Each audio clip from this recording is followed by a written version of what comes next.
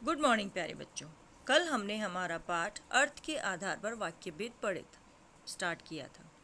इसमें हमने वाक्य की परिभाषा की, शब्दों के सार्थक और व्यवस्थित समूह को वाक्य कहते हैं जानी थी। हमने वाक्य के दो प्रमुख अंगों उद्देश्य और विधेय के बारे में जाना था कि वाक्य में जिसके बारे में कुछ कहा जाए उसे वाक्य का उद्देश्य, और उद्देश्य के बारे में जो भी कहा जाए उसे विधेय कहते हैं।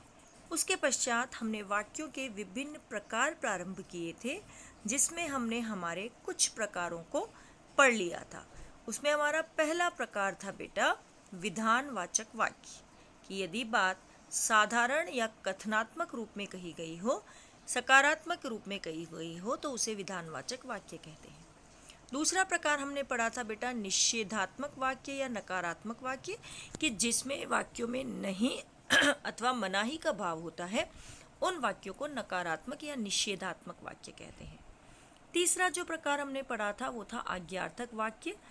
इसमें बेटा जिस वाक्य में आदेश, आज्ञा या निर्देश दिया जाता है उनको रखा जाता है।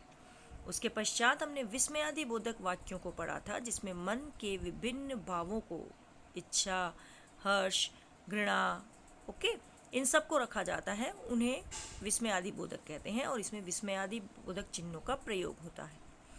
आज हम जो प्रकार पढ़ेंगे उसमें हमारा पांचवा प्रकार होगा प्रश्नवाचक वाक्य। इस वाक्य में प्रश्न पूछने की सूचना मिलती है। क्या तुम मुझे फोन करोगे? तुम घर कब जा रहे हो? भावना क्या कर रही है? आपका नाम क्या है? आप कहाँ रहते हैं? ओके, तो प्रश्न जिन वाक्यों में पूछा जाता है उन्हें प्रश्नवाचक वाक्य कहते हैं, और उनके अंत में प्रश्नवाचक चिन्ह लगाना अनिवार्य होता है। ठीक है। उसके बाद है बेटा संकेतवाचक वाक्य, कि इसमें एक बात या कार्य का होना या न होना किसी दूसरी बात के कार्य के होने या न होने पर निर्भर करता है। कि बेटा एक वाक्य की जो क्रिया है वो दूसरी वाक्य की क्रिया पर निर्भर होती है। उन वाक्यों को संकेतवाचक कहा जाता है। जैसे तुम चलो तो मैं भी चलूं, तुम पढ़ोगे तो पास हो जाओगे, जब कोरोना खत्म होगा तब हम स्कूल जाएंगे, यदि वर्षा होती तो फसल अच्छी होती। ओके ना, कि दो पैरेलल सेंटेंस होते हैं और पहले वाले सेंटेंस की क्रिया दूसरे सेंटेंस की क्रिया पर निर्भर करेगी। ठीक है बेटा। उसके बाद है इच्छावाचक वाक्य। इच्छावाचक जिसमें किसी भी प्रकार की इच्छा या शुभ कामना का बोध हो। तुम्हारा मंगल हो, आपकी यात्रा मंगलमय हो, ठीक है, सभी सुखी रहे, 100 वर्षों तक जियो। ठीक है। उसके बाद हमारा आठवां प्रकार है बेटा संदेहवाचक वाक्य। जिस वाक्य में किसी बात के होने का संदेह या संभावना व्यक्त की जाए उन्हें संदेहवाचक वाक्य कहते हैं। जैसे उसने देखा होगा, मैंने कहा होगा, तुमने सुना होगा, शायद वह आया होगा। ठीक है। इस तरह के जो वाक्य होते हैं बेटा उन्हें संदेहवाचक वाक्यों की श्रेणी में रखा जाता है। इसके पश्चात हमारी परीक्षा में एक एक्सरसाइज आती है बेटा वाक्य परिवर्तन,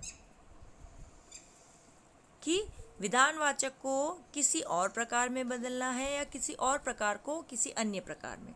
जैसे मैंने कहा मेरा नाम सोनिया है, इस वाक्य को यदि हम निषेधात्मक में बदलें तो हम कैसे परिवर्तित करेंगे? मेरा नाम सोनिया नहीं है। ठीक है।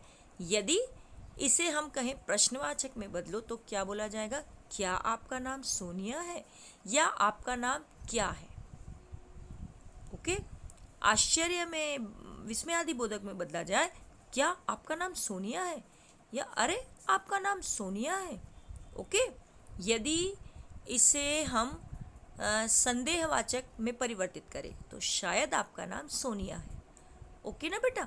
तो इस तरह से हमारा एक प्रश्न वाक्य परिवर्तन पर आधारित होता है, कि किसी भी प्रकार को किसी अन्य प्रकार में परिवर्तित करना है, और ये हम बहुत अच्छे से कर पाएंगे यदि हम इन चीज़ों का बहुत अच्छे से अभ्यास करें, और अभ्यास करेंगे तो हमें सफलता मिलेगी, क्योंकि क्या कहते हैं, practice makes a man perfect. तो जितना ज़्यादा हम अपने आप को प्रैक्टिस मोड में डालेंगे उतना ही हम निखरते जाएंगे और हमें हमारे कार्यों को करने में सिद्धहस्तता प्राप्त होगी। ठीक है।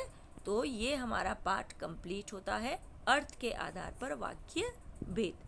आज आपको जो दिए गए प्रश्न हैं वो अपनी कॉपी में करने होंगे और अर्थ के आधार पर वाक्य के 8 प्रकारों का वर्णन अपनी कॉपी में करना होगा। प्रश्न किस तरह से होगा? वाक्य की परिभाषा लिखते हुए इसके सभी प्रकारों का 2-2 उदाहरण सहित वर्णन कीजिए। ठीक है बेटा, तो आज के लिए इतना ही। Okay, bye.